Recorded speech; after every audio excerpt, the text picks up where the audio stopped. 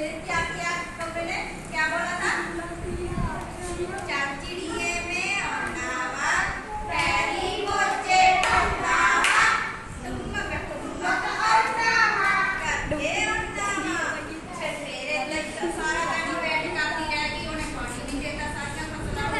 फिर अगले दिन उठाई के काम हुआ, मतलब खेती को काटने का काम, ठीक है। फिर अगले दिन चली गई, फिर उसने फिर सोचा भाई मेरा कर ले काटेंगे, इनको कौवे को बताया कि आज हम काम कहना है उसने बोला मेरा देर से आगे थोड़ा सा, तुम जाकर खेतों में जाकर फसल काटो, ठीक है। क्या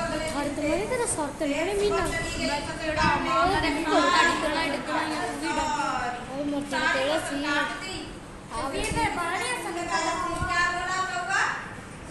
चाचिड़िए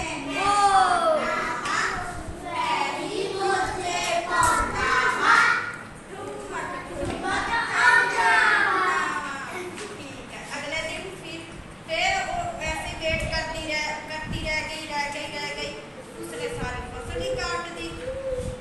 फिर वो दासों की वो तो आया ही नहीं, इतने दिन हो गए मुझे आया ही नहीं, सभी ऐसे काम करता रहे। फिर अगले दिन फसल को बांटने का काम आया, ठीक है।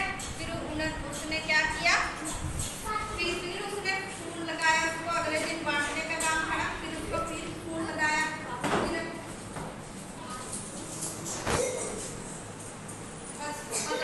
बांटने का काम आया।